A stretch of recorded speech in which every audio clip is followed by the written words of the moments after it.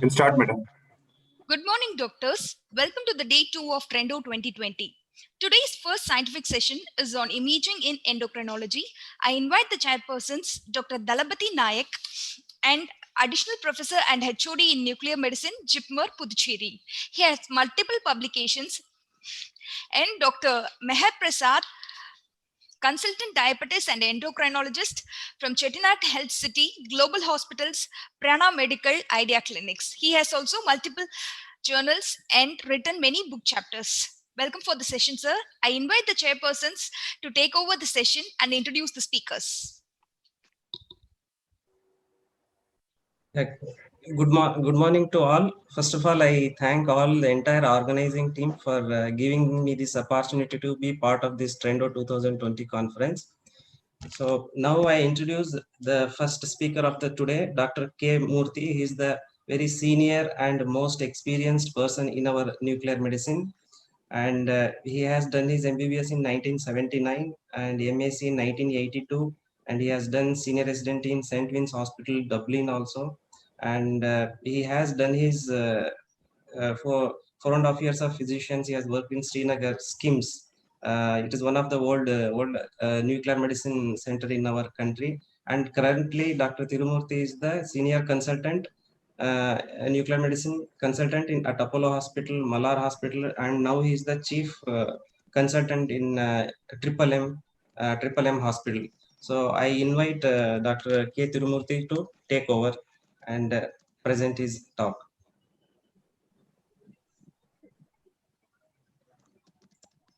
Yes, sir, please. I'm just coming in.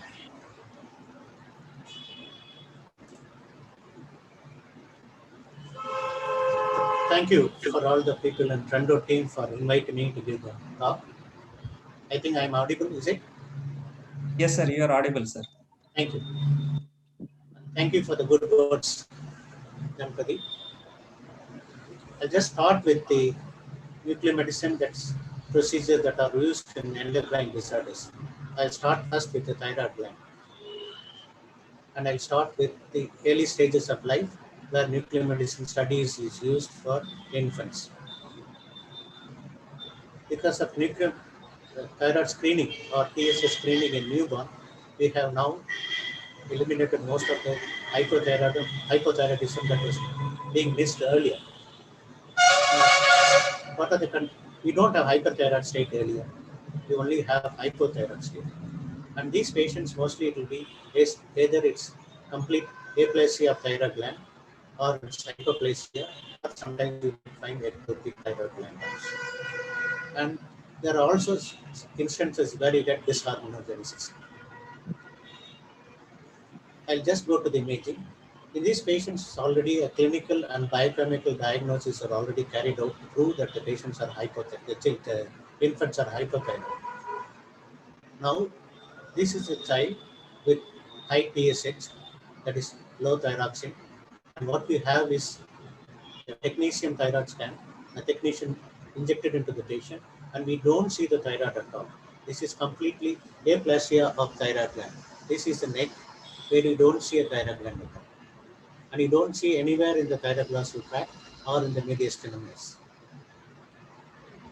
This is a hypoplasia of thyroid gland where you see a faint uptake in the thyroid gland. So thyroid gland is present, only thing is functioning less. You can make it out very well because there's a lot of tracer in the background and the thyroid gland has very little uptake. And you're not able to see the gland properly also. Here is an ectopic thyroid gland that is in the posterior third of tongue, lingual thyroid, and complete absence of thyroid gland in the neck.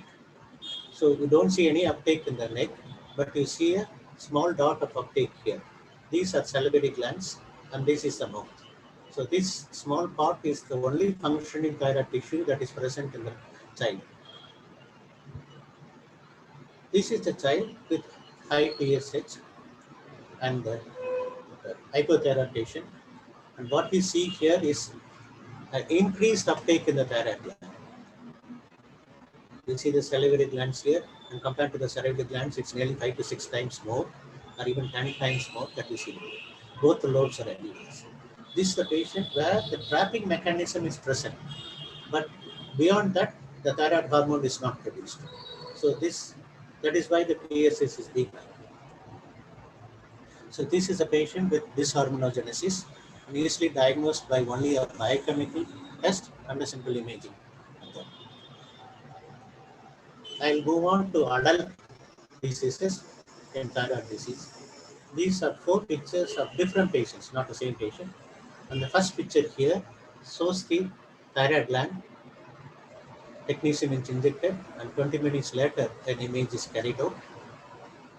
You see both the lobes of thyroid gland, and there is no areas of uneven distribution. The distribution is uniform and it is present, and you see the salivary glands as well.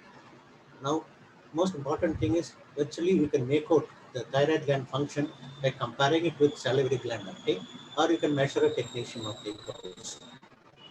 This is a normal curve. And all these 3 patients are hyperthyroid patients. And we have 3 different pictures.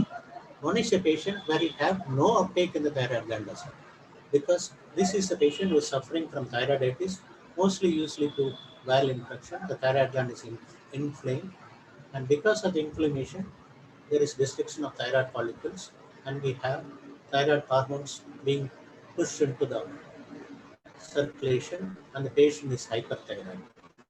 This is the patient who needs supportive treatment, not treated to be as Graves' disease. This is a patient with Graves' disease.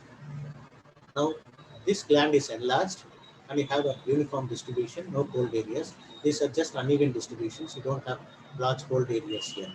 This is a diffuse thyromegaly with hyperfunction. And this is another hyperfunctioning patient. This is hyperfunctioning patient with a single nodule that is hyperfunctioning, and the rest of the thyroid gland is here. This is another right lobe, which you very faintly visualize.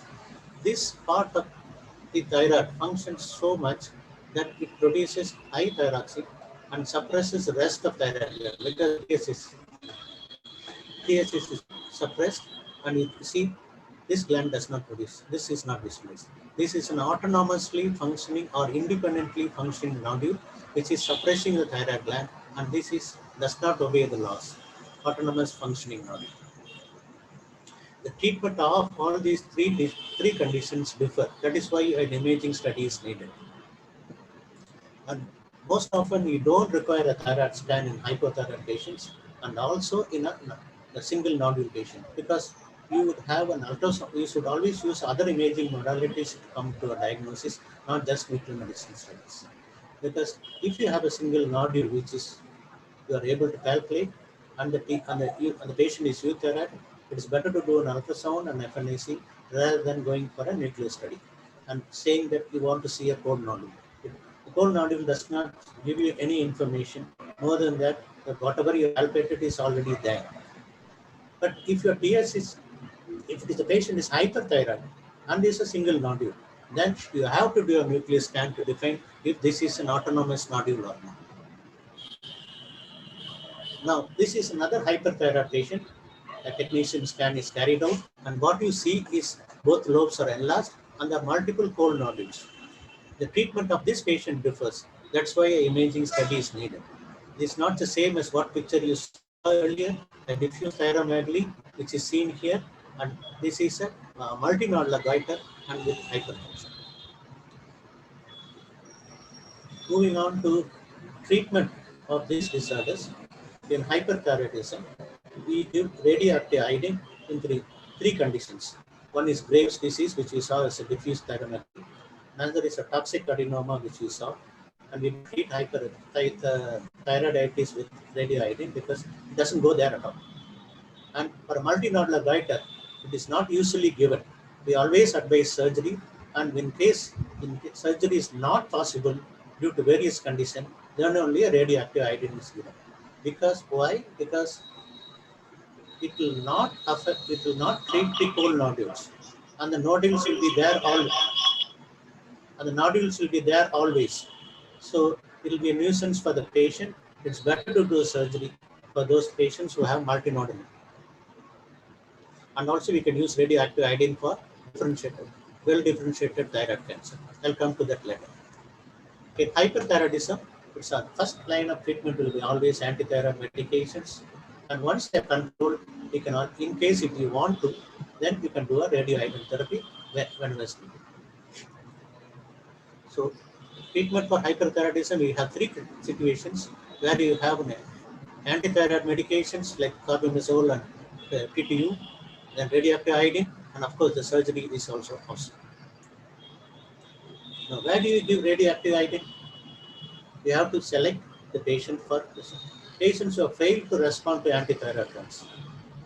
You have a time frame of giving antithyroid drugs. You can't be giving antithyroid drugs lifelong because it's an autoimmune disease. You might get controlled or you might not get controlled.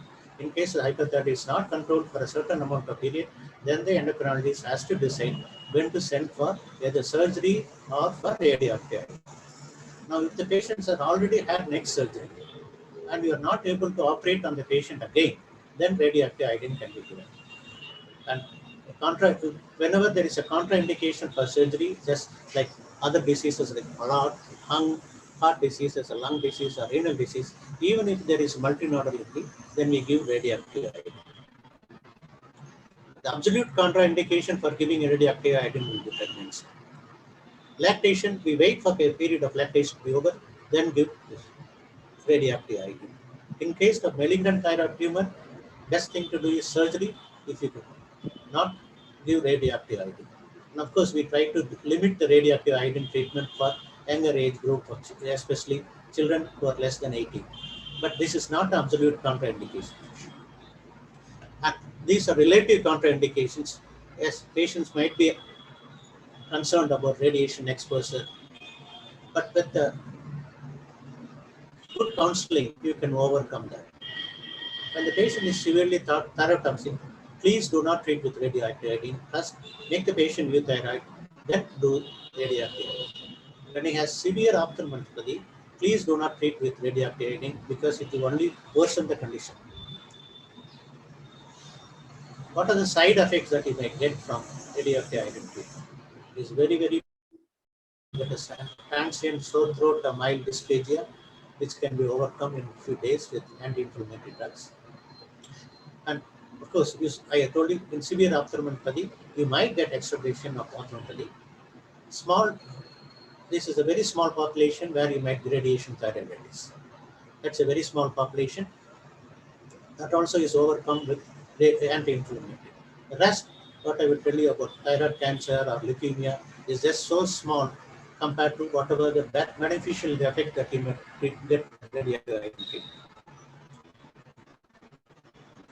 In conclusion, the radioactive iodine therapy for hyperthyroidism is very effective, simple, safe, and very cheap compared to whatever drugs that may be taken for a very long period to get them euthyroid or even hypothyroid patients.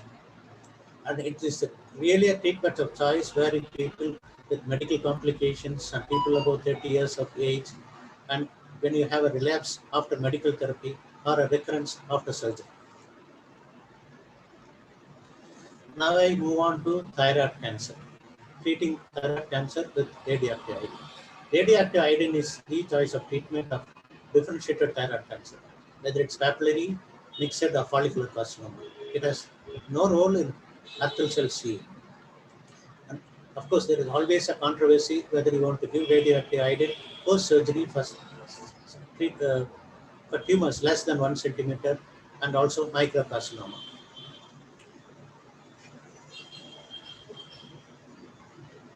So, thyroid carcinoma, once diagnosed, the first and the only treatment has to be carried out is surgery. No other treatment should be needed. And always do a total thyroidectomy so that the patient can be treated fully. After surgery, it is better to do radioactive iodine therapy in all situations, even if it is a tumor less than 1 centimeter. But the reason is most of the patients do not come for follow-up. In my experience, whatever I found is the trends might change, but at this situation, what we find is that most of the patients do not come for follow-up. So do the surgery, do the iodine therapy, and if the patient do not come for follow-up, at least you have done a good job for treating the patients. If the patients come for follow-up, then you are really lucky. Why should we do radioactive iodine patients after surgery? You destroy all the residual microscopic disease. Even if it is you have missed in surgery, some residual thyroid tissue will be always present in case if it's a good surgeon, you'll always leave residual thyroid tissue. So always destroy the microscopic residual tissue. They might harbor malignancy, they might not harbor. And if you want to follow up the patient with radioactive iodine scan, then and want to eliminate metastasis also, in case if they are present, then radioactive iodine treatment is necessary to ablate all the residual thyroid tissue. In case if the metastasis occur later on also, you can give radioactive iodine. Of course, it helps also in measurements of serum thyroglobulin, which is a tumor marker for thyroid CA. What do you get from the radioactive iodine therapy? Benefits is decreases the local recurrence. Yes, this is a very important thing. Local recurrence is a nuisance for another surgeon to go operate, for the surgeon to go operate again, and improves the survival in patients after following local recurrence also. Improves patients who has bone metastasis. Sometimes, many times in fact, you might not be able to eliminate bone metastasis with radioactive iodine. Even after 1000 millicuries, that's one curie, you might not be able to. I'll just like to bring it to your notice. This is the 1994 message, and still it holds true. According to a laws or the regulatory laws in our country, if you are giving less than 30 millicuries of iodine, you can treat them per as patient. And most of the patients would require more than 30 millicuries, either it is 100 or 150 or 200 in case if there is bone metastasis. And these are the patients who have to be admitted and give radioactivity. And we have now large number of centers which have isolation rooms where you can give large doses. If it is more than 100 millicuries or 150 millicuries, you might have to admit them for a day or two, then only you can discharge them. So it involves administration of radioactive iodine, admitting the patient, then monitoring if the discharge dose is less than 5 mR, then discharge them. And of course, always with an advice that they have to be in isolation at least for a few days in the home, so that they are not having close contact with other persons, especially kids. I'll come to the images. This is a patient who was treated for ablation of residual thyroid tissue. And later on he came with increased TG, and the radioactive iodine showed that there is a node that is picking up, which we sent him for surgery, and he promptly removed and is keeping well. This is an again patient for the second dose of radioactive iodine. We ablated the residual thyroid tissue, and because of that, we are able to see lung mets and none in the neck. These lung mets are picking up pressure, which is a happy news, and naturally they'll get better. But one important thing you should remember when you're treating with pulmonary metastasis is that these mets heal by fibrosis, and the compliance of lung might be lost. So you have to be very careful, especially treating patients with multiple lung mets. This is a very small child, 7-year-old child, who came to us with post-surgery for thyroid CA, and we gave radioactive iodine, 150 millicuries we gave to the child, because there were a lot of nodes that were involved, and you see multiple nodes that are here. Thyroid uptake is also here because they were not able to remove full of the thyroid, multiple nodes. The child had 2 doses of radioactive iodine, and the child came for 14 years when they came for the child. And what we see is no uptake in the thyroid gland and no nodal mets also. And the thyroid globulin is normal. This is a very heartening news for us because the child is keeping well and going to school. And this is the effect that you'll get post-surgery treatment with radioactive iodine. About radioactive iodine. This drug is tested for more than 50 years now, and this is not a new drug. So don't get alarmed about radiation. Don't get alarmed about the side effects. It's nothing like a new drug that we are having in, where we are now going out with vaccination, other things because of this COVID. But unlike all these situations, the radioactive iodine is one of the really intensely studied and documented drug, and it's very useful in many situations. What are the complications you might get after treating with high dose radioactive? Transient complications would be, or daily complications also will be an acute radiation sickness. You will always get mild sialadenitis. Of course, radiation thyroiditis if the tissues are large. If you have large amount of tissue, naturally you're not supposed to treat with large amount of iodine. You might get radiation thyroiditis. The metastasis, if they are present in situations where they can produce hemorrhage, and there could be transient swelling of metastasis also. And very rarely documented is 2% or 0.1% to 2% of other malignancies. But as a radiation treatment point of view, I am worried about the patient in front of me where I am treating the disease. I am not at all worried about this one, which I am going to get about 20 years later, because I have to keep this patient alive and keep this patient going. How do you follow up after radioactive iodine treatment, after post-surgery and radioactive iodine treatment? Follow them with thyroglobulin, and both always do an antithyroglobulin along with TG with the TSH, so that you know whether what is the level of TSH that is available at that time. You can always do a thyroid iodine 137, iodine 131 scan if the thyroglobulin is high and treat the patient. In case you are not able to beat the patient of thyroxine, you can always do a PET CT also. Sometimes you might not see in a low dose iodine scan the metastasis, only a PET CT might bring it out. But always do a PET CT without contrast. Then only you can give a radioactive iodine easily later on. Otherwise, if you do with contrast, then you might have to wait for 6 to 8 weeks before giving radioactive iodine. I'll move on to another gland, parathyroid gland, where we use first. We don't image normal parathyroid. There is no tracer to image normal parathyroid. And there is no tracer to image hypoparathyroidism. Only in hyperparathyroid state, where it is a clinical and biochemical diagnosis, the nuclear medicine person comes into localizing parathyroid adenoma, which is one of the causes for producing high parathyroid, PTH. It could be either primary, secondary, or tertiary. In primary, it's usually a adenoma, and removal of adenoma gives the cure. So the diagnosis of hyperparathyroidism is clinical and biochemical, and the nuclear medicine procedure is carried out only for localization of parathyroid. But still, you should understand that ultrasound is the best technique to localize parathyroid adenoma in the neck. But when it is in the mediastinum, you will miss it. So nuclear medicine study, 70 to 85% of the parathyroids you pick up, but with the SPECT CT, you might be able to localize and pick up most parathyroid adenomas. But when you combine sonography and cystoscopy scans, you go to a level of 90 to 95% sensitivity and specificity. You can also use CT or MR.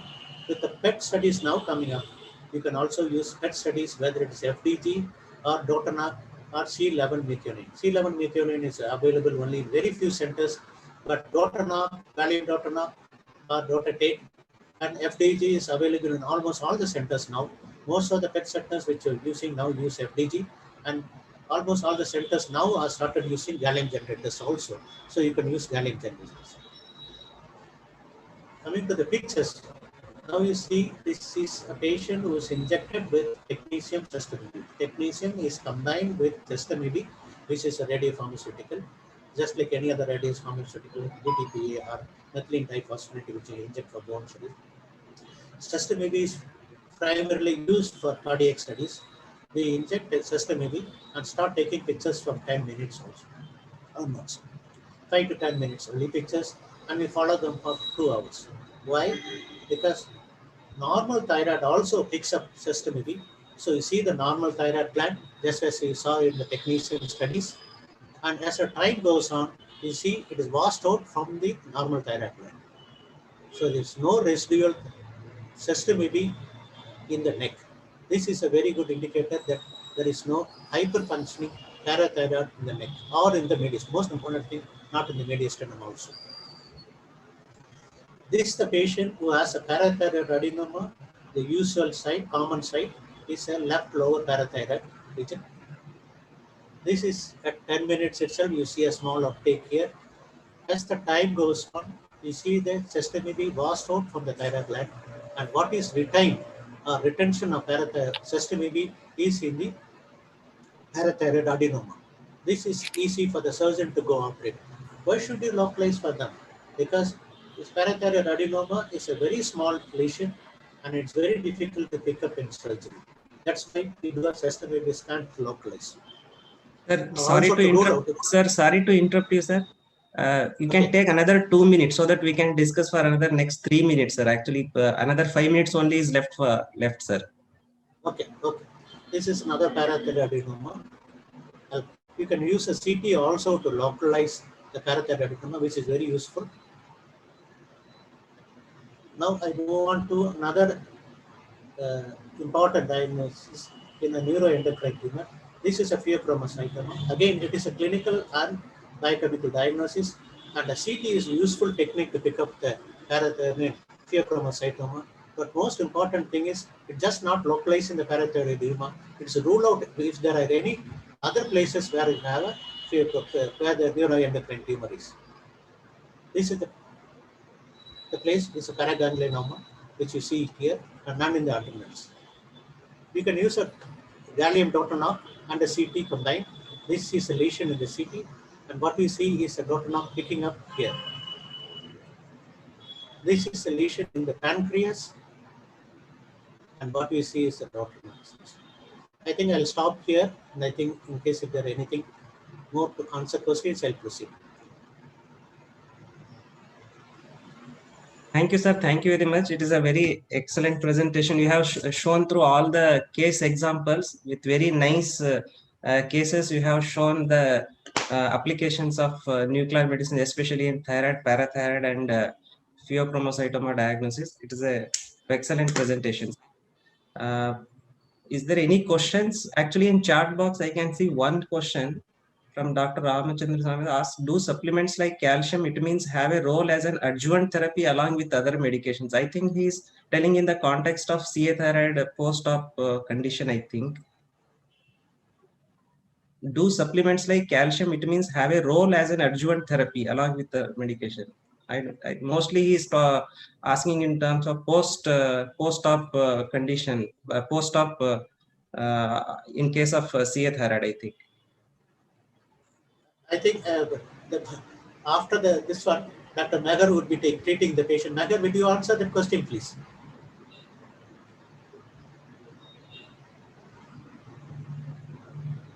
Nagar, did you hear me? Yeah. Yes. In case if you find the calcium is not maintained, level is not maintained, calcium has to be given. Vitamins again. Nagar, I think you can proceed from there. Yeah, and I think we do. It has a role in adjuvant therapy, especially post-thyroidectomy, and along with the vitamin D. That's what I think.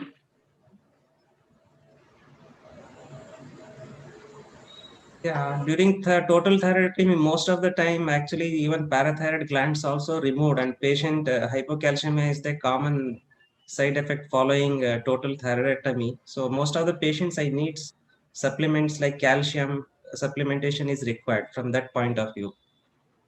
Can I correct you, Ganpati? It's not that Yes, sir. Please, sir. Please.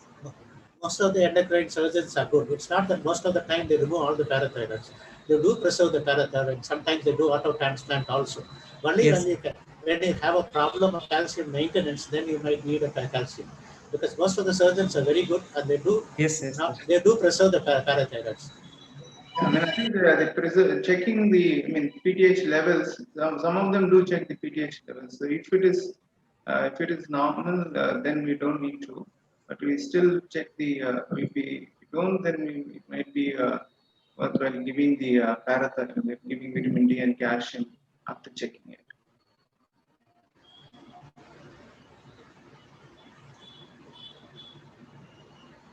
I don't see any other questions.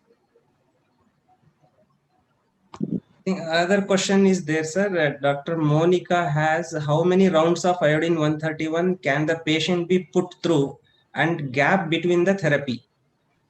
The gap How between many, the yes, sir. How many rounds of iodine 131 can the patient be put through and gap between the therapy? That's the second question. The second question is the gap between the therapy we usually give for 6 months. Because once you give radioactive iodine, it takes a long time for the tissue to get ablated. One, the amount of iodine is only depends upon the whether the lesion is concentrating iodine. The trend that is advised is by all the endocrine societies, whether it's the British Endocrine Society or the American Endocrine Society, is 1 curie, that is about 1000 millicuries. But having said that, if the patient is responding and they want to give another dose of above 1000 millicuries, you take in other parameters also. That you do you see where the bone marrow is depressed and other parameters. Then you give the dose cautiously and following up the patient for the next 1 year or so. And if the patient is getting benefit, you always have to weigh the benefits and the other side effects that you might see in the patient. If the patient is getting benefit, you always treat the patient. That's more important than saying that I will not treat the patient and the patient has to die. No, she's asking if there is any limit of how many. I mean, how many rounds Yes. of. That is what up to 1000 millicurie, 1000 millicuries, that is about 1 curie you can give.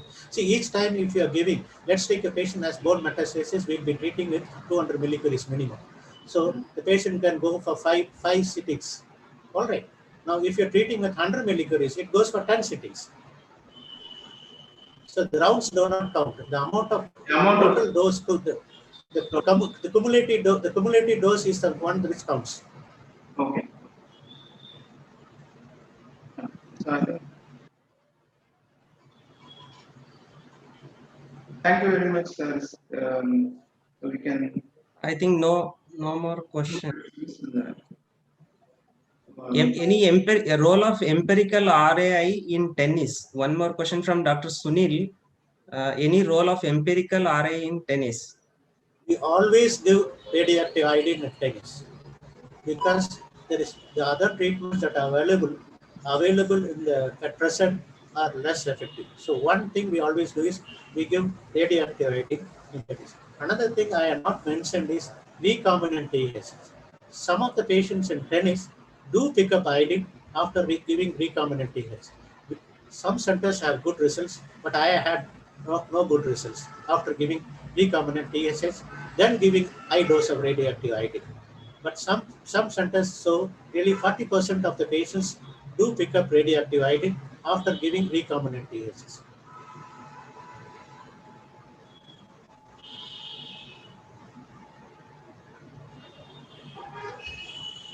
Thank you, sir. Thank you very much for your excellent talk. I think now no more any questions are there in the chat box, so we can move on to the next talk. I think. Thank you, sir. Thank you. Tirumurthy, sir. Thank you very much. Thanks a lot. Thank you. Thank you very much, Dr. Tirumurthy. It was an excellent presentation. Very informative.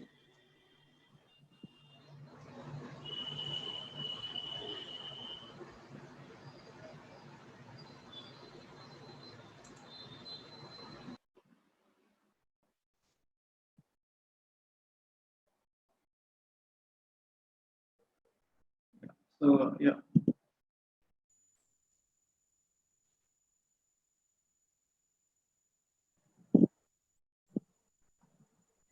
Shall I introduce Dr. Subramaniam Kannan? Yes, sir. Please go ahead, sir. Yeah. So, Mr. Subramaniam Kannan, it's a great pleasure introducing you. Dr. Subramaniam Kannan is a endocrinologist trained in the Cleveland Clinic. His clinical interests include thyroid nodules, cancers, and type 1 diabetes, and diabetes software and registry data analysis. He has more than 60 publications and high index journals. He's a consultant in endocrinology and head of the department head of the Department of Endocrinology in Narayana Health City in Bangalore. Welcome, sir. It's a pleasure to introduce you. You can go on, sir. Thank you, Dr. Meher. Thank you very much. And thanks to the entire team of Trendo for giving me this opportunity. This is the 4th year in a row I have been asked to participate as a faculty, and my sincere thanks and for my involvement. It's always a pleasure to be back. It's a little different format this year, but still, nonetheless, the enthusiasm is the same. Okay.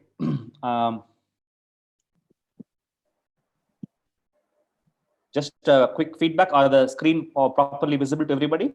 Yeah, it is visible, sir. Yes, sir, it is visible, sir. Thank you.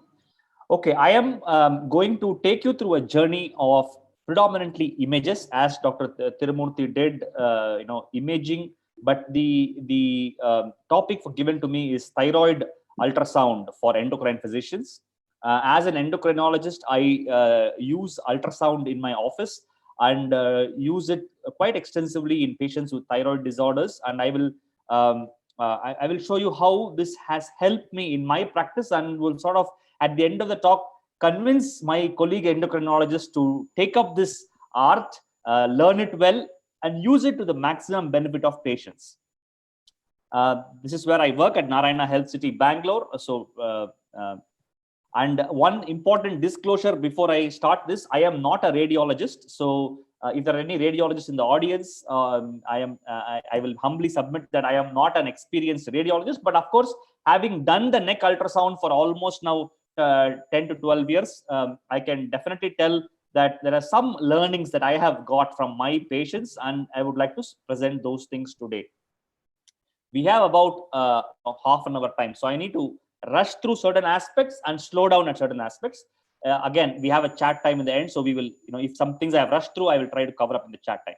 I will focus on 3 important areas. One very important area is thyroid nodules, because that is what referral to the endocrinologist will come, and so that part I will cover in great detail. I will also focus on diffuse thyroid disease, where ultrasound can be a very useful tool to differentiate and look at thyroid inflammation and Graves' disease. And also one last element on parathyroid disease, how it has really been a game changer in my practice. I will not be covering post-operative neck ultrasound. I will not be covering lymph node ultrasound, because that's more for the endocrine surgeons, and I will leave that out of my talk today. The first topic, of course, being thyroid nodules. It has become a real bugbear because of multiple images. You do an MRI head, you do a neck ultrasound for a thyroid gland. So this has been a routine referral, and one of the important message to, or one of the important goal for the endocrine physician is to rule out cancer. That is the first thing why patients come to an endocrinologist to say, sir, is this cancer?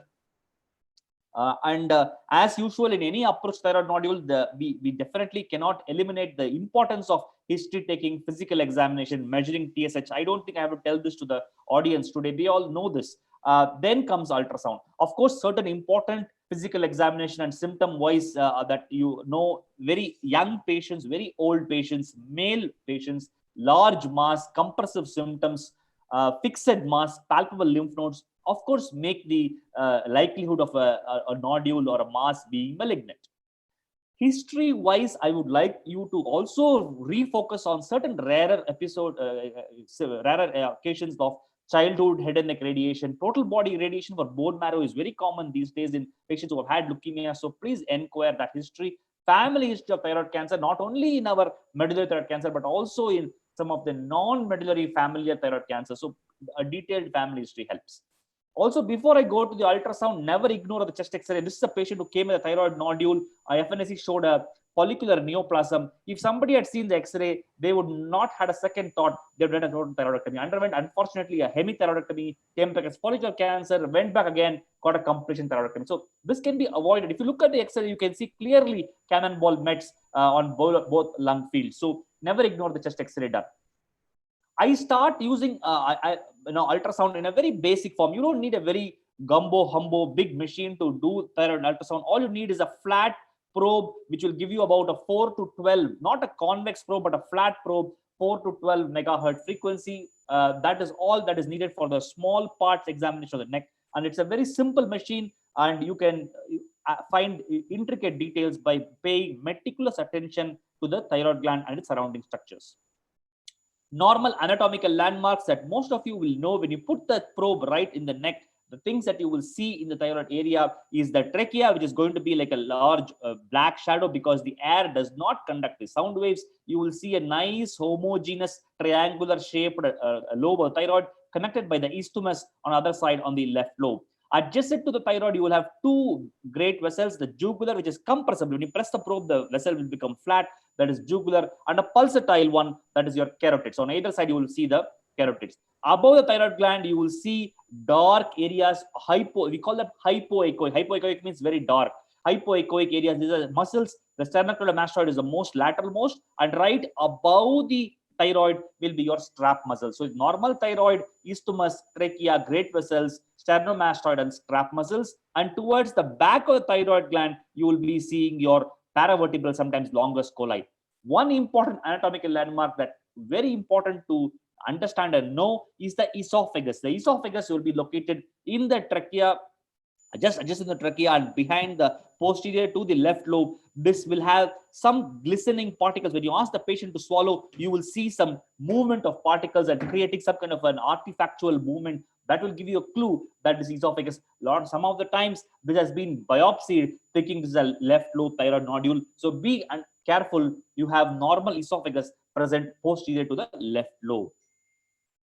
Let us focus on to the thyroid nodule per se. That is why the patients are coming to us. So what do you look at? What are the features of the thyroid nodule that you look at? And what do you ask your radiologist to tell you? In case you don't do the ultrasound, what are the features that you specifically want the radiologist to comment on? It becomes a problem sometimes when the radiologists give you very non-descriptive terms. You want to really ask them very specific questions. So what are they? You want them to give you 3 dimensions of the nodule. You want them to give you a craniocaudal, which means what is the size from up to top to bottom.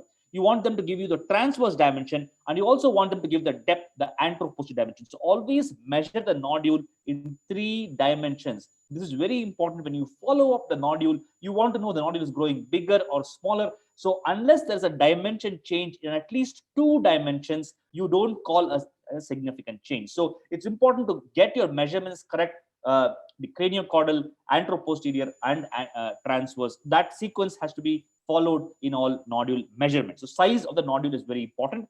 Anything more than 4 centimeters, keep in mind that your FNAC sensitivity or the Bethesda sensitivity starts dropping down. So you have to be careful when you interpret FNAs from large nodules, because the sensitivity of Bethesda starts dropping down as size of the nodule becomes bigger and bigger.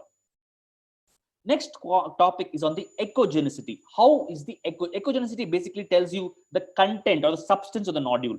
In something like this is a completely anechoic, which means it's completely dark. There is no sound waves at all that is reflected back. All the sound waves are passing right through this nodule. So this is what we call, this is normal thyroid echo texture. If you consider this as your baseline, then this is very dark or anechoic. There is no white element at all in the nodule. This is anechoic. This is very classic of a thyroid cyst. If you look at this nodule is compared to the rest of the thyroid parent. Again, it's all comparison. When you compare to the rest of the thyroid parenchyma, this nodule is brighter. This is called hyperechoic. Generally, hyperechoic nodules tend to be benign nodules. Again, look at this nodule here. This nodule is a remaining thyroid parenchyma. This is a thyroid nodule. As you can see here, the thyroid nodule is slightly brighter or maybe the same. Here, if you see this nodule, same as the remaining thyroid gland, with the same echogenicity as the remaining thyroid gland, we call that as isoechoic. Isoechoic if it is the same intensity. So again, a description on this is isoechoic nodule, remaining thyroid parenchyma and the nodule are the same. And you see, this is a little hyperechoic. So these are usually, when you have an isoechoic nodule with a little bit of a cystic, small rounded cystic spaces, that is very likely to be a hyperplastic or an adenomatoid nodule. When you have a round, completely flushed hyperechoic solid nodule, very likely to be an adenoma, either a Hürthle cell or a follicular adenoma. That is really common in these kind of nodules. The other part will be your hypoechoic, when the nodule is less dense than the remaining thyroid. So you see, this is more darker than the remaining thyroid gland. We call it hypoechoic nodule. Hypoechoic nodule. As the echogenicity starts dropping off, you start thinking nodule is becoming more and more solid, more and more solid. Extreme form is cystic, but if it is slightly less, it is hypoechoic. It is becoming more and more solid, likely to represent neoplastic. This is called markedly hypoechoic. What do you mean by markedly hypoechoic? When the nodule is as dark as your sternomastoid or your strap muscles, that becomes markedly hypoechoic. Markedly hypoechoic is a high predictive value for malignancy, and hence should be taken careful attention to when you see nodules which are markedly hypoechoic. So you have high anechoic, which is a cyst, isoechoic, hyperechoic, hypoechoic, and markedly hypoechoic. Sometimes, these nodules don't follow the rules. They may have areas which are hypoechoic, they may have areas which are hyperechoic, and they may have areas which are isoechoic. So they may have mixed echogenicity. In that time, you write it as it is a mixed echogenic nodule. If you are targeting an FNAC, you want to target the area which are hypo or deeply hypoechoic. The second important element you want to see is the content. Generally, the echogenicity will reflect the content. In general, if it is iso, hyper, hypoechoic, it is a solid nodule. So this is a solid nodule. So if it's a solid nodule, then you know what it means. Like, again, this is a solid nodule to see. Here again, it is solid nodule, but the echogenicity is hypo to markedly hypoechoic. This is a very suspicious nodule on the thyroid ultrasound. So markedly hypoechoic, be very careful. The echogenicity is almost same as that of your strap muscle. Now, second content possibility can be spongiform. What is spongiform? Spongiform is when the nodule looks with multiple small cystic spaces. Here you see the nodule is filled with multiple small cystic spaces. Behind each cystic space, you will find a white line. This is called as post-acoustic enhancement, because that small cyst is allowing the sound waves to pass and reflect back of the posterior wall of the cyst. You get this hyperechoic. Sometimes the radiologist might confuse this with a microcalcification. That is not. I will come to that in the end. But this is classic of a spongiform. When you have multiple small cystic spaces in the nodule, it's not a. This is a solid nodule. See a solid nodule here. Compare that to a cystic or a microcystic nodule that is called a spongiform nodule. Spongiform nodules, very reassuring, very likely to be benign nodules. Sometimes the nodule can be cystic and solid. Here you see there is a solid component and the outer aspect is an anechoic cystic component. So cystic nodule with a solid component. Now, two things. You look at the solid portion. The solid portion also has microcystic areas. So this is the solid portion, whatever appearance it has, will dictate the nature of the nodule. So this is likely to be a benign nodule because the solid portion also is showing small spongiform appearance.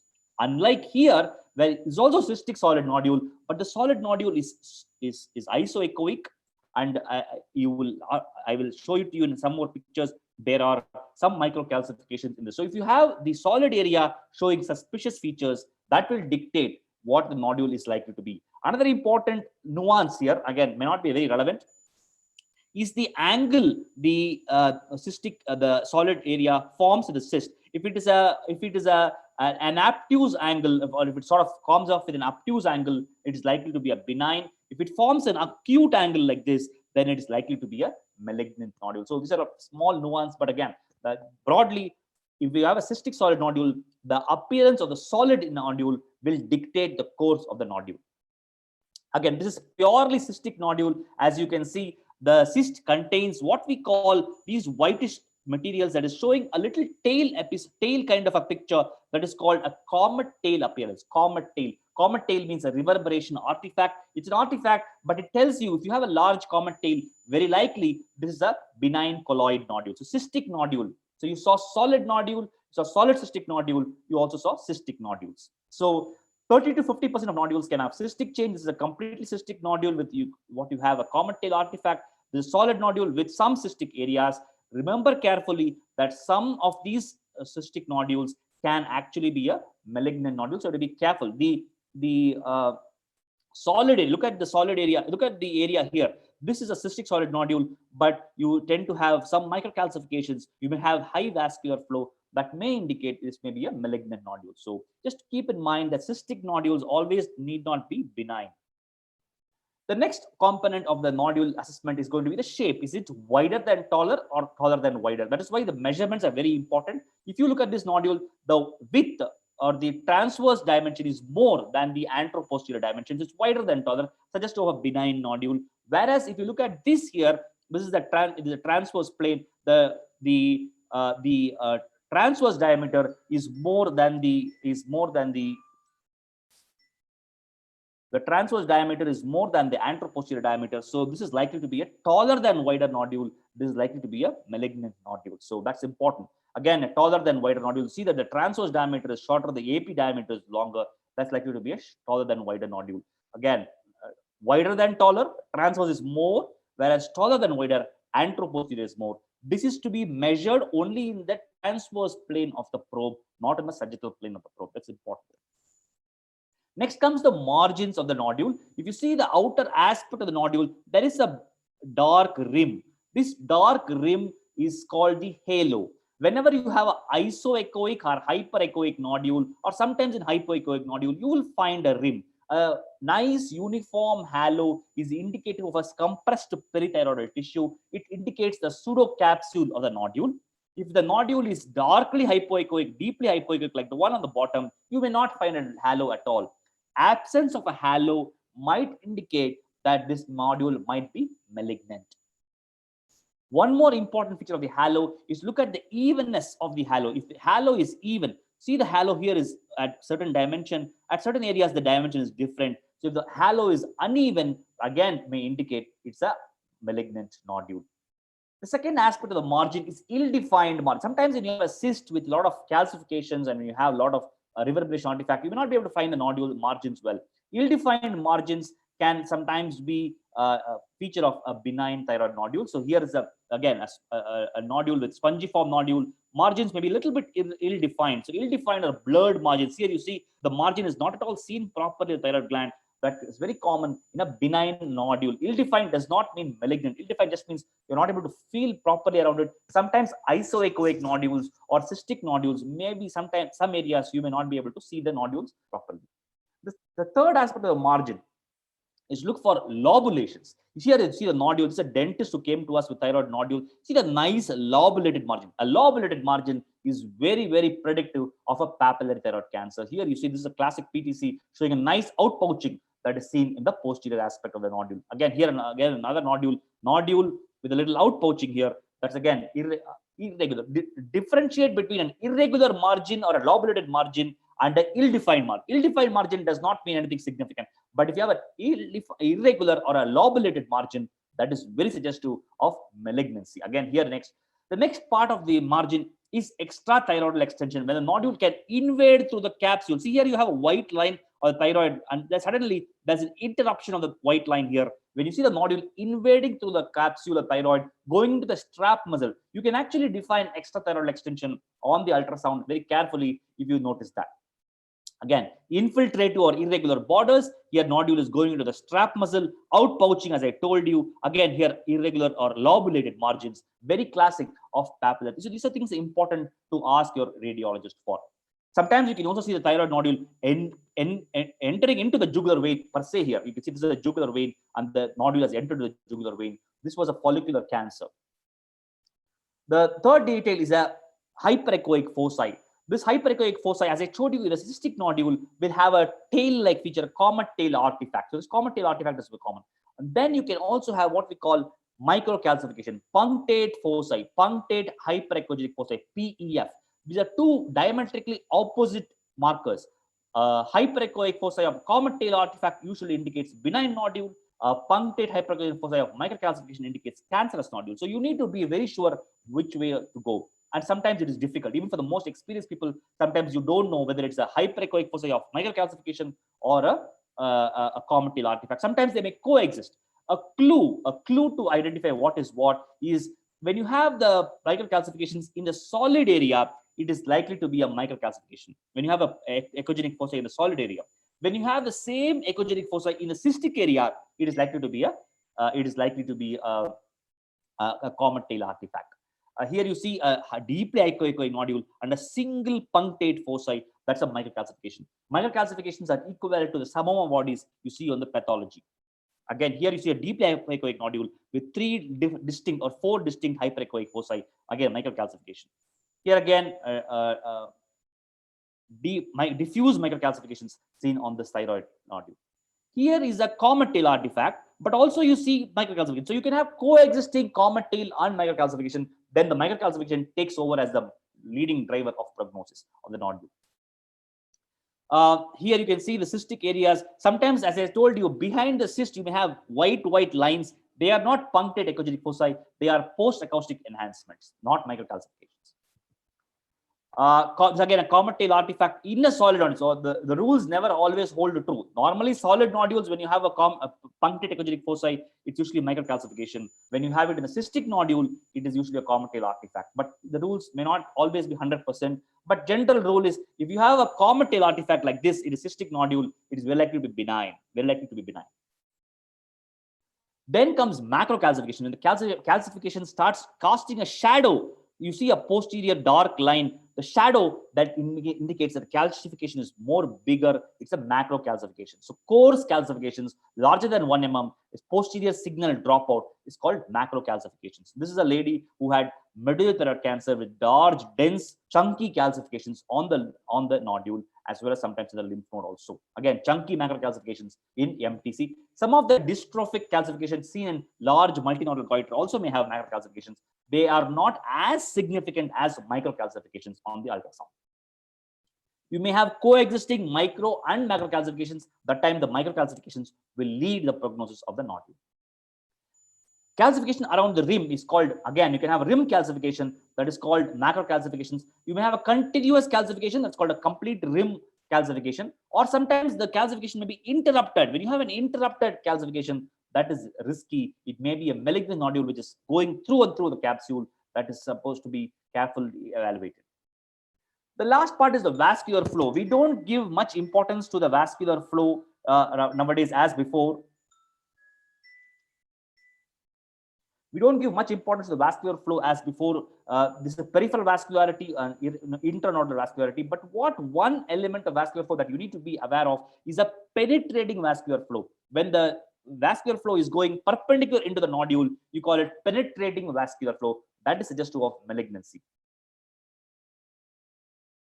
So out of all the features, irregular borders or infiltrating borders or lobulated borders can have a high sensitivity and high specificity, taller than wide rugged, high specificity, hypoechoic and markedly hypoechoic, high specificity, and microcalcification have high specificity for malignancy. I will skip the lymph node involvement for now. We have two classification systems for reporting thyroid nodules. One is the ATA classification, which you all might be aware of, as well as you also have the ACR TI-RADS. I would recommend most endocrine physicians to look at your thyroid nodule picture that your radiologist has sent you, score them with the ACR TI-RADS. Keep this in your table so that whenever you see patients, you can score them along with the images so that you can get to know what is the risk, and depending on the risk, you can decide which way to go about. So this is a very useful exercise. If you keep doing it again and again, you will start noticing that you get good at interpreting these signs. If you don't have a particular sign, please call back the radiologist, ask them to report that sign so that you know what is the score to be given. So what should you ask your sonologist for a thyroid nodule? Number of nodules, their distribution, size, shape, composition, echogenicity, margins, halo, extrathyroidal extension, vascular invasion. Hyperechoic foci, are they meaning to say it is high microcalcification or comet tail artifacts? Sometimes large macrocalcification. Vascular flow. Elastography is available in some centers, not in all. If you have abnormal lymph nodes in the neck, very important to look at them as well. So every nodule will have a story to tell. So pay close attention to these details.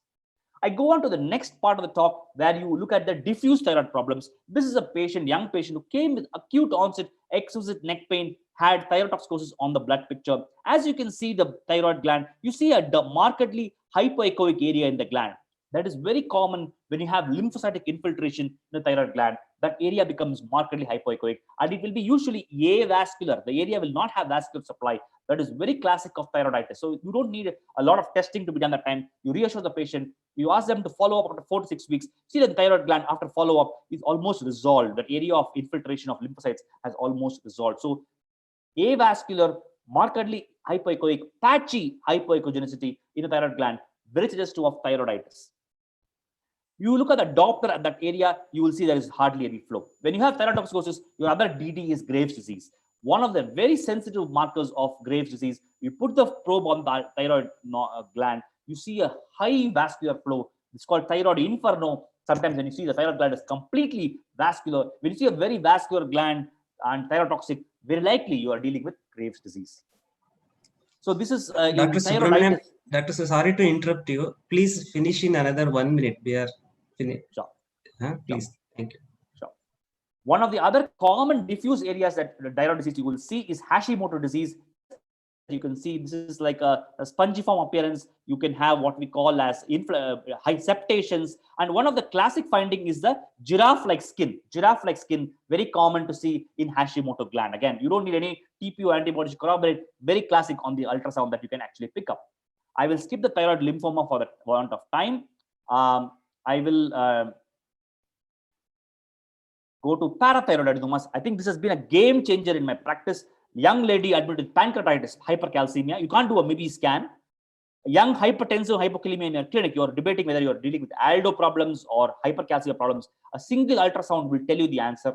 Bilateral renal stones, very common, easily picked up on the neck ultrasound. Normocalcium hyperpara. If you find a parathyroid adenoma, you will refer them to the surgeon because it's easily operable and treatable. And suspected secondary osteoporosis, it again makes a game changer in terms of a diagnosis. In classic appearance, parathyroid adenomas have classic appearance on the ultrasound. They are seen as usually ellipsoid, teardrop shaped nodules. Again, the triple lumen sign, IJV, carotid, parathyroid. This line you will see sequence very nicely picked up on the ultrasound. Again, you will have a polar artery, a single artery that is coming into the parathyroid adenoma.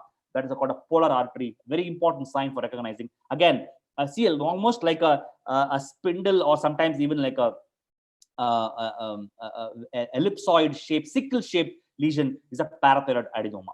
I will stop here. Thank you for the opportunity. I would encourage endocrine physicians to take up the ultrasound of the neck. Very useful in clinics, particularly when you are debating in terms of differential diagnosis, which way to test and which way to go about. Neck ultrasound will give you a direction. And in terms of nodules, you have a good leverage to ask the radiologist and get all the details before you counsel the patient for further testing. Thank you.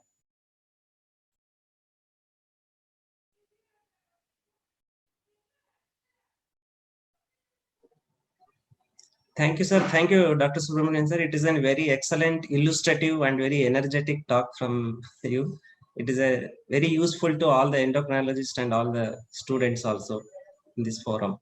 Thanks. So, if any questions are there, I don't see any questions in the chat box.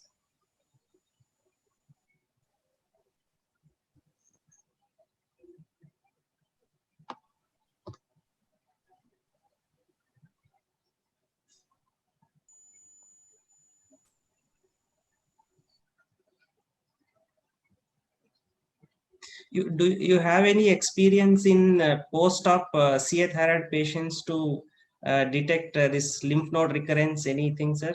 Do you have any experience in that? Yeah, I specifically left that part out because it was for endocrine physicians. The endocrine surgeon talk, I usually include that. The post-operative neck ultrasound is very critical. In fact, in our center, we ensure that all patients who have had surgery come back for follow-up. They get a stimulated thyroglobulin, antithyroglobulin antibodies, iodine whole body scan, and a neck ultrasound. These four are definitely part of the workup. We have a nice correlation between thyroglobulin levels and the neck ultrasound findings. If you have patients who have recurrence or residual disease because of lymph node disease in the central compartment, which is common. Sometimes central compartment is a difficult area to clear without complications. So sometimes central compartment might have some residual lymph nodes. You can pick them up on the neck ultrasound very clearly. Sometimes if surgery is not done or planned properly in an outside center, they might have missed out lateral compartment neck nodes. We usually pick them up very easily on the neck ultrasound. So pre-operatively, we ensure everybody gets a lymph node mapping. Post-operatively, particularly when the thyroglobulins are higher than expected. When I see thyroglobulins of 15, 20 in the, after the thyroid surgery, after 6 to 8 weeks, I get a little worried. Is it just residual or is it because of residual plus some lymph node? So that time ultrasound very useful. Iodine scan might just show you an uptake in the central neck. You may not know if it's just residual thyroid or is it lymph node also. So ultrasound will help you differentiate whether you have residual with lymph node or residual no lymph node or only lymph node, no residual. So those things can be identified very, very nicely on the ultrasound. So I think it is very, very useful to do the ultrasound as part of your follow-ups in the thyroid cancer. Yes, sir. Thank you. Thank you. Because being nuclear medicine physician, most of the CA thyroid patients following surgery, they will be under our follow-up for radiodin ablation and post-radiodin ablation follow-up. So ultrasound, neck ultrasound following these conditions is very important actually to rule out any nodal recurrence and all. That is In very fact, in fact, the tennis syndrome is a nice rule of thumb. Again, it's not published anywhere, but it's a personal experience. The rule of thumb is that if your thyroglobulins are below 10, it's likely to be a residual thyroid gland. 10 to 30, it is non-operable lymph node. 30 to 100 in our center has usually been some operable lymph node left behind. More than 100, we worried about either distant metastasis. So that is a rule of thumb we use in tennis. So when the patient comes with tennis, we look at these numbers and take a call which way to go in terms of the diagnostic workup. Sir, one question is there. We can take one question from the chat box. Dr. Avuli asked, which are the ominous signs in lymph node ultrasound? Yeah, I didn't cover the lymph node ultrasound in great detail because of the want of time. But in a lymph node, remember that I told you hypoechoic for all thyroid nodules. Normal lymph node is hypoechoic. Normal lymph node is hypoechoic. Whenever the hypoechogenicity of lymph node is diminished or lost, and the lymph node becomes filled with echogenic material, that's a very ominous sign. So you are worried if the echo. So whenever size of the lymph node does not matter. You may have 1 centimeter. Particularly when you're looking at level 2 lymph nodes, you may have 2 centimeter, 2.5 centimeter, very common. What is important is, are you able to see the hilum and the blood flow in the hilum? If you see that, it's a very reassuring sign. If the hilum is absent and the normal hypoechogenic lymph node is replaced with an echogenic material, then you're worried that this may be a metastatic disease. So that may be my most important thing. There are other rules like how round the lymph node is. If your lymph node, you look at what is called the short axis and long axis ratio. If the short axis to long axis ratio is more than 0.5, which means the lymph node is basically more rounder rather than flatter, then that indicates that the lymph node is malignant. Again, these are all rules that may be overcome. But if you lose the hilum and lose the echogenicity of the normal lymph node, then you should be worried about it. Thank you, sir. Thank you. I think we can move on to now next talk actually. Thank you for your very illustrative and very good, excellent presentation, sir. Thank you. We'll go to the next talk. Thank you.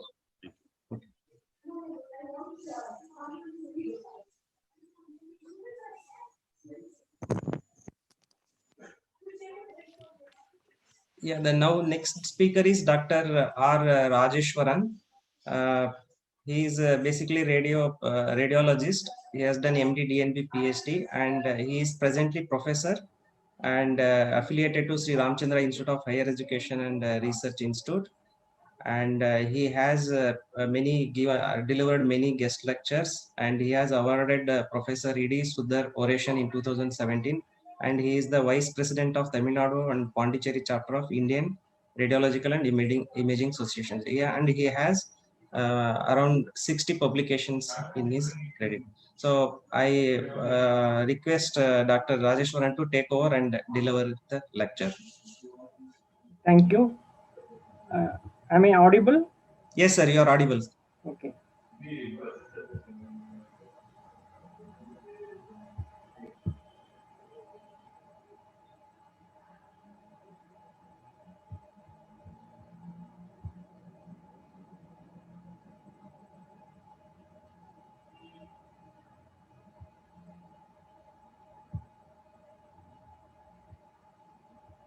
At the outset, I thank the organizing committee for giving me this opportunity. So the topic I shall be trying to cover in the next 25 minutes or so is imaging of the pituitary and adrenal. So what are my objectives? So at the end of the talk, I hope you'll be able to know or understand what are the normal variations of pituitary, normal and variations of pituitary, and how to classify based on the site, whether it's a cellular or paracellular, just an idea of what are the cellular problems, what are the paracellular problems that may imitate pituitary lesions. So also like a basic idea of what are the morphological manifestations, whether it's a cystic or a solid type, the pituitary lesions. Few cases to illustrate all these things, and coming to adrenal, you shall see the anatomy and little bit of the masses how to classify masses, and next will be the how to approach incidental lesions on.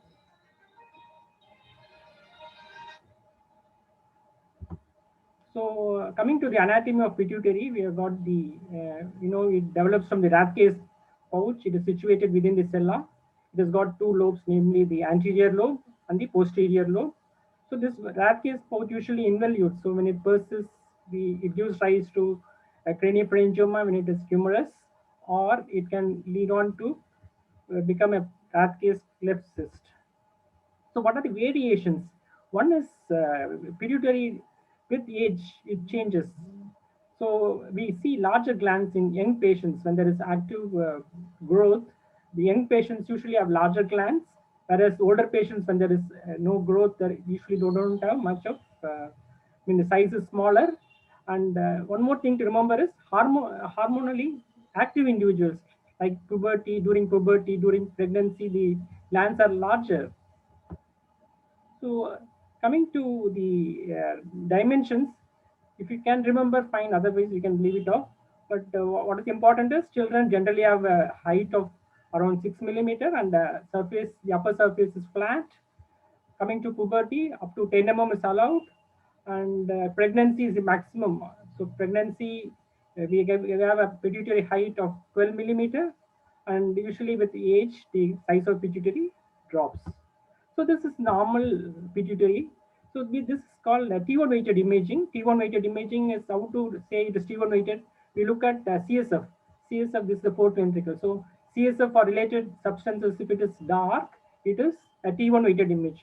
So this, we know this is definitely a T1 weighted image because CSF is dark. And what we look at is at a 3-year-old, this is a normal pituitary gland. The normal stalk, its pituitary upper surface is flat, or when you go to the adolescent age group, minimal convexity of the superior border is acceptable. We see the anterior and posterior lobes. The posterior lobe is bright on T1 weighted imaging. And when you come to the old age, 63 years, it is partial empty sella. The pituitary is almost very minimally seen. The pituitary is minimally seen adjacent to the cellular floor. So this is how it varies. This is a normal. These are normal individuals. This is how it can change with age. And what we have to see is the maximum size is obtained at puberty or pregnancy and shouldn't be confused with a neoplasm. So coming to the technique, just an overall idea is when a patient is referred to us for a pituitary scan, we do a high resolution scan. It is not a routine brain scan. So whenever you ask for a pituitary, just mention concentrating on sella, because it has to be done with a very, very high resolution sections, because the pituitary itself is so small. So we need high resolution sections, which takes slightly more time than a brain scan. And the radiologist will have to decide whether to go for a contrast depending on the findings on the plain scan. So contrast study, we usually do something called a dynamic scan. Dynamic scan is achieved by while we inject the contrast material in the intravenously, we take coronal sections of the pituitary for almost 1 minute or maximum 2 minutes. This will help us to pick up small microadenomas which can be missed on a routine contrast study. And whenever there is a posterior pituitary problem, this is a technical thing. We do something called fat suppressed sagittals. So this is a normal pituitary in pregnancy. Usually you see a flat upper border. In this case, it is convex upper border. It is indenting on the optic chiasm. This is the chiasm. These are all T1 weighted images because the CSF is dark. There is superior convexity. The posterior pituitary is bright and is visualized. These are all high resolution sections. But we are very sure this is a pregnant patient. So these are all acceptable for the physiological. These are all physiological enlargement of pituitary and shouldn't get confused. So this is what I meant by a dynamic scan. So I have decided few sections are obtained coronally. So these are the every say 10 or 15 seconds we keep on repeating this section. So what is happening is this is just a first phase, this is the second phase, third phase, fourth phase. We do like that, and it helps us to pick up. So it starts enhancing, the middle part enhances, and so on. So what is happening is you see the cavernous sinus enhancing, the pituitary is enhancing. So within 1 to 2 minutes, the pituitary, whole of pituitary will enhance. So when you want to pick up microadenoma, usually pituitary microadenomas, they show slightly delayed, very minimally delayed enhancement. So it is optimal to pick up only on a dynamic scan. So this is another variation. The normal bright spot is not situated just anterior to the clinoid. This is the clinoid process, but it is situated superior to the clinoid process. So this is called a ectopic posterior pituitary. So these are all variations in sight. So coming to the overall idea of what is happening in and around the cella. So we usually see the pituitary mass, whether it is, we look at the epicenter of the mass. Suppose the mass is there, we look at the epicenter of the mass, whether it is within the pituitary, in the cella, or in the optic chiasm, or in the supracellular region, and so on. So we look at the epicenter of the lesion, and that is a clue for us to say this is probably a pituitary lesion or it's not a pituitary lesion. Next, we try to characterize the lesion, whether it is solid lesion or a cystic lesion, whether it has got fluvoid or calcification, because all these are going to be clue, will add clue and makes the diagnosis simple. So coming to intracellular masses, just an overall idea is one of the common things are the hyperplasia of pituitary. Second is a microadenoma. Rathke's clefts sometimes can present intracellularly. So both microadenoma, macroadenoma can be intracellular. So also is hypophysitis, craniopharyngioma, meningioma, and metastasis. Coming to pituitary stalk lesions, one of the common thing is the Rathke's cleft cyst, followed by craniopharyngioma, the germinoma, and inflammation. Coming to the optic chiasm, these are all glioma and demyelination. Coming to the hypothalamus, the common lesions are glioma, germinoma, hamartoma, and inflammation. So coming to the paracellular region or the meninges, it can be a meningioma or inflammation. Once we identify this epicenter, it becomes, maybe probably we are looking at one of these pathologies. Coming to the ICA, internal carotid artery, one of the common lesion is a aneurysm. So we look at not only the epicenter of the mass, but also the morphology of the mass, whether it is a solid mass or a cystic mass or it is a mixed mass. So when we have a cystic mass, these are the differential diagnoses: a Rathke's cleft cyst, arachnoid cyst, craniopharyngioma, rarely macroadenoma, pituitary abscess, and empty cella. So these are all some examples. So this was an incidental finding. Patient was scanned for a brain, but there is a lesion somewhere, a cystic lesion in the intermediate part of the pituitary. So we know this is bright. This is a T1 weighted image. This is T2 weighted image because it is, the CSF is bright, so it is a T2 weighted image. CSF is dark, so it's a T1 weighted image. So we see a cyst. We call it as hyperintense because when you see the adjacent parenchyma, it is brighter, so we call it as hyperintense cyst. So we know one of the possible differential diagnosis is a Rathke's cleft cyst.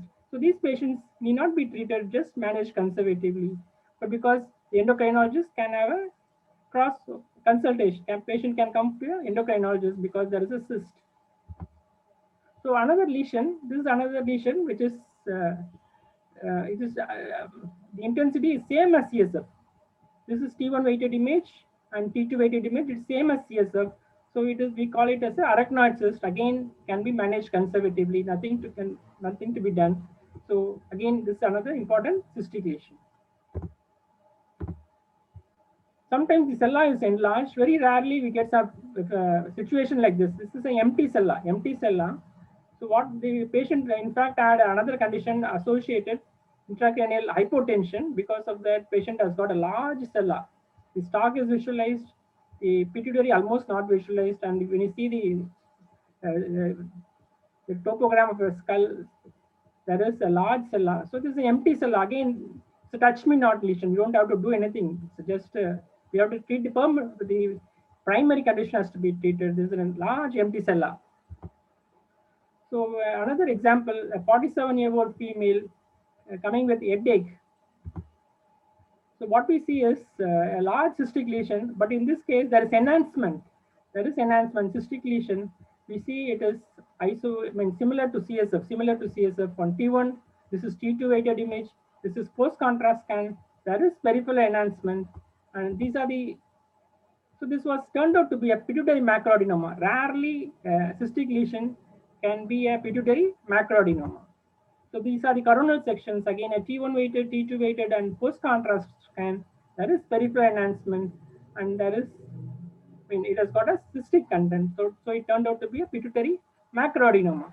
Coming to another group of cases which present with both cystic and solid components. One is a craniopharyngioma. Craniopharyngioma. Commonly, it was one of the, whenever we see a lesion like this is the commonest one. Craniopharyngioma. There are two types, and the adenomatous type has got more cystic component. So the another differential diagnosis is a macroadenoma. So coming to some example, this is a patient who presented with headache on and off, getting investigated for headache, and what we see is a large lesion with a cystic and solid component. We know it is cystic because it's ISO intense to CSF, and there is enhancement of the solid component, whereas the cystic component shows only peripheral enhancement, and this turned out to be a macroadenoma. So solid and cystic component, one important differential diagnosis is a macroadenoma. The other differential diagnosis is a craniopharyngioma. Craniopharyngioma occurs in bimodal. It can present in the children. It can present in adults. So what we see is a chunk of calcification. So we see a cystic component, we see a calcified component, we see a solid component. So when these circumstances, this is a child, so we think it is a craniopharyngioma. And these are the same patient, the MR images, T1 weighted image, we see there is a cystic component. Again, this is a T2 weighted image, ISO intense to CSF. So it is a cystic component, and peripheral enhancement is there, a large lesion, suprasellar location, both cystic, solid, and calcified component, we think of the craniopharyngioma. Coming to another group of lesions, the solid lesions, common lesions are the micro and macroadenoma, the inflammation and infiltrative group, then the tumors like germinoma or astrocytoma and so on. So we come to some examples. This was a female patient, was anxious to conceive, and serum prolactin levels were increased. And what we see is some lesion is there, not very sure. This is a T1 weighted image, and this is T2 because CSF is bright. Another suspicious lesion is there. In these circumstances, better to go for a dynamic scan, and dynamic scan was done. So dynamic scan shows a hypo enhancing, very less enhancing lesion in the right side of the pituitary gland. This is a normal post-contrast scan. If you do a normal post-contrast scan, we will not get the lesion. We will not detect the lesion. We'll see some bulges there. We'll suspect there is a lesion, but we should have done a dynamic scan. Only with the dynamic scan, this is just picked up the first minute of the contrast. As soon as the contrast is injected, we do a dynamic scan, and this picks up the tumor very well. So this is another patient who had vision problem. The problem is this is a male patient who had vision problem, and incidentally the prolactin level was very high. So what we see is a large lesion which is encasing the carotid. Left side is abutting the carotid. It is indenting on the optic chiasm. A large lesion is sitting in the cella. So because of the serum levels, you are very sure it's a prolactin secreting macroadenoma. And this patient was treated with bromocriptine, and post treatment after 1.5 years, there was no surgery at all. It is receding. There is cystic degeneration. The size of the tumor has come down. So we can, if you have a preliminary scan or basic scan, we can always compare whether the lesion is coming down with bromocriptine. And coming to next important condition, the hypophysitis. So these are important groups: primary hypophysitis and secondary hypophysitis. Within the primary, we got the subtypes like lymphocytic, granulomatous, xanthomatous, and plasmacytic. Secondary is usually secondary to some illness, a systemic problem like sarcoid or infection or histiocytosis. About lymphocytic hypophysitis, it is common in females. It's often seen in postpartum period or in the third trimester of pregnancy. There is enlargement of the pituitary gland, and it can mimic a pituitary adenoma, and it can present with hypopituitarism. So this is there is another classification based on the morphology. So this is pathology. Whatever we saw is the pathological classification, primary and secondary. What they see on microscope, whether it is lymphocytes or granulomatous conditions. And what this is based on the morphology, whether the whether the anterior pituitary is involved, we call it as adenohypophysitis. If the posterior gland is involved, we call it as infundibulohypophysitis. And the whole pituitary, all the pituitary is getting involved. It is called panhypophysitis. So the radiological features, just an important thing to remember is it looks like a neoplasm, diffusely enlargement will be there, absence of posterior bright spot. This is one condition where there is absence of the posterior pituitary bright spot. And yes, exceptionally, the cellular size will be normal. Most of the time, the cellular size is normal. That can be associated dural thickening. So this was a 17-year-old female who presented with headache. So headache is the problem, and what we see is a cellular mass is there, supracellular extension is there, a figure of 8. This is a pre-contrast scan. A figure of 8 is there. Usually it is very common with the macroadenoma. Classical book teaching is if you see a figure of 8, because in this constriction is because of the diaphragma cella. So it extends through the diaphragma cella, and if you see, this is very classical of a pituitary macroadenoma, and indeed it was reported as a pituitary macroadenoma, but patient, it turned out to be a hypophysitis. So hypophysitis, and patient was treated appropriately with steroids, and the size of the lesion was coming down. Only a biopsy was done. It turned out to be hypophysitis, though it looked like a pituitary macroadenoma. And that is after 6 months, it is receding in size. There is paracellular meningeal thickening, and this is after 2 years post steroids. It is almost receded, very small paracellular component. But hypophysitis is not, most of the time should be diagnosed radiologically, and it is not an indication for surgery. So if you know properly the clinical and the imaging background, we can try to avoid surgery in a hypophysitis. That was the teaching thing for us.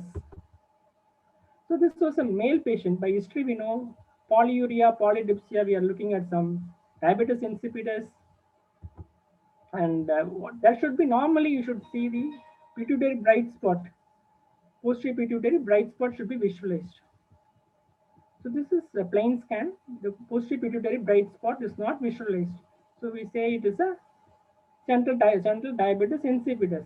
But besides that, there is stalk thickening. There is thickening of the stalk. So this is the post-contrast scan. We see there is absence of posterior pituitary, plus there is stalk thickening. So these are the coronal sections. There is stalk thickening. So this is a case of classical neurohypophysitis. Previously, we saw a case of. So this was a case of an adenohypophysitis. Here also the posterior pituitary bright spot is not visualized. So this is a case of neurohypophysitis. This is another interesting case. This case was postnatal day 3 was referred. Sorry, this patient was referred after in postnatal day 3 with headache. They wanted to rule out a CVT or a stroke, and instantly we saw a large pituitary. For pregnancy, it is okay, we can accept it. But in fact, what we see is on a special sequence called gradient sequence, there is blooming, there is darkening. It only shows there is some hemorrhage within the lesion, and so it goes with the Sheehan syndrome. There is a enlarged pituitary, but there is also hemorrhage which is happening, which makes them. So patient has to be treated for Sheehan syndrome. So this is another patient. This was a child, newborn, 35 weeks delivered. Initially, child had the newborn had some shock. Then they investigated. Patient has got hypothyroidism, decreased ACTH. Then they were worried. They asked for a pituitary, MRI pituitary. What we see is the posterior pituitary is ectopic in situation, and we are not very. This is the post-contrast scan. This is a pre-contrast and post-contrast scan. There's a thin rim of pituitary. You don't see the stalk at all. So it goes. There's a triad. So there is a ectopic posterior pituitary, absent stalk, and hypoplastic anterior pituitary. There is no pituitary, or very minimal, thin rim is there. So it goes to the condition called interrupted pituitary stalk. So coming to adrenal imaging, it will be a V shape or Y shape. It will be adjacent to the IVC or the subsplenic vessels. So these are the classification. It can be a functioning tumors or a malignant tumor or a benign tumor. So these are the functioning tumors: adenoma, pheochromocytoma, and carcinoma. So pheochromocytoma, rule of 10 will apply. I will not get into this. So what we have to remember radiologically, it is a very, very hyper-enhancing lesion. Pheochromocytoma, most of the time it is easy to capture on a CT or MRI because it is hyper-enhancing. It enhances very well on scans. So it is an hyper-enhancing lesion. We know it's most probably a pheochromocytoma. This is MR scan. So that it is very bright. In this condition, slightly iso-intense, but generally it can be very, very bright. So diagnostically, it is easier to pick up a pheochromocytoma because it enhances very well on contrast scan. So functioning adenoma, usually they are small and they present soon, and relatively they are low dense, hypodense. There will be contralateral adrenal atrophy. So the problem comes with adenomas because what we see is they can present as incidental lesion, they can present with endocrinely active lesions. So we say there is something called lipid content within the tumor. So lipid content can be predicted on CT when we see the something called Hounsfield unit. The density of the tumor. Density of the tumor is less than 10. We say it's probably lipid rich adenoma. Suppose the lipid content is very less, then the Hounsfield unit may be more than 10. Then there is a problem. Then we do something called a washout test. We inject contrast and see how much contrast is retained in the adenoma, how much contrast is washed out. So from there we calculate something called absolute washout and relative washout. So adenomas, usually the washout is greater than 60%. Absolute washout is greater than 60%. What I want to remember is, what I want you to remember is, whenever there is an incidental lesion, we have to see very small lesion. We'll have to analyze whether it's lipid content is there or not. Lipid content, there is no problem. It is adenoma. Suppose there is no lipid content, we go for a contrast scan, we do a washout scan. And if there is a high washout, then there is also no problem. It is probably an adenoma. So the other 2 more minutes. Okay. So these are the different diagnoses for malignant tumors. So this is an example of a carcinoma. Usually Cushing's syndrome, the ACTH cortisol producing tumors are common, and this is example for a Cushing's syndrome. Usually they are large at presentation. That is very simple. One important thing is they are very large at presentation. So whenever we have bilateral adrenal masses, we have to think of metastasis, pheochromocytoma, hyperplasia, hemorrhage, granulomas, and so on. So these are examples for benign lesion. A lipid-rich adenoma, Hounsfield is less than 10 HU. Myelolipoma, it has got a macroscopic pan. This is a cyst. So this is called in-phase, out-phase imaging. We do something in MRI. Whenever we suspect adenoma, we go to this sequence. So there will be drop and there will be blackening of the adenoma. There will be blackening of the adenoma. When we do this series, one series of images will be like this. Second series, the same sequence, there will be blackening of adenoma. You see that we know that there is a microscopic part. This is probably a microadenoma. So this is an example of another adenoma, non-functioning adenoma, non-lipid adenoma, that there is no drop in signal. So this is a washout test we do to say whether it is a rapid washout is there or not. So this is also available in the internet. We can just feed in the Hounsfield unit, we get the values. So this is a bilateral example for a bilateral adrenal masses. We should, in our country, we shouldn't forget about tuberculosis. This is a bilateral peripheral enhancing lesion, turned out to be tuberculosis or pulmonary tuberculosis as well. So this is the last but one slide. When you think of incidental lesion, so typically benign lesion. So one is the typically benign. They have got a lipid-rich adenoma or a myelolipoma or cyst, something like that. So when you got a size of less than 4 centimeter, and when you see dropout signal in MRI, then it is again lipid poor adenoma. There is no washout. Then we think of all these conditions, pheochromocytoma, carcinoma, metastasis, and so on. So when there is large lesions, more than 4 centimeters, it's better to think it is a carcinoma. Whenever it is more than 4 centimeters, it needs more attention than a smaller lesion. So role of PET-CT. PET-CT is useful to identify, these are the conditions where there will be high SUV values like pheochromocytoma, paraganglioma, carcinoma, metastasis. So these 4 conditions will have very high SUV values, very uptake values, and this will help us from differentiating benign tumors. So PET-CT also has got a very important role. So what we tried to analyze is we understood what is normal pituitary, the variations of pituitary and with size and ectopic situation. We tried to know the cellular lesions and also the paracellular lesions. And based on cyst, solid, and mixed lesion, we know the different diagnosis. And also we saw some cases on pituitary. Coming to adrenal, we saw about the adrenal Y or B shape adjacent to IVC splenic vessels. Adrenal masses, whether it's benign mass or malignant mass or functioning mass, we try to understand. And also we try to understand the incidental lesion, how to approach the lesion. Less than 4 centimeter, it's there. The investigation is different. More than 4 centimeters, we should always think it is carcinoma and investigate. We should be very careful. Thank you for your patient listening.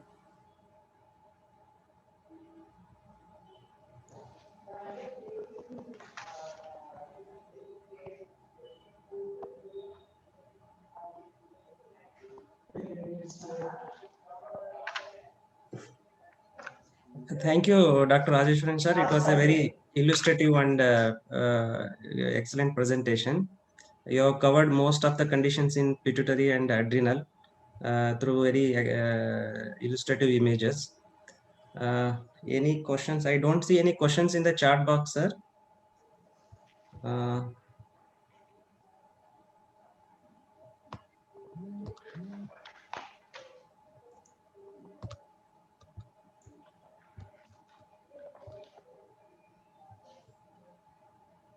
Okay, I think we can close this session, sir. Thank you. Thank you, Rajesh, sir. Thank you very much. Yeah, I think now over to organizing team. They can go for the next session. Thank you. Thank you for the organizing team, to the entire organizing.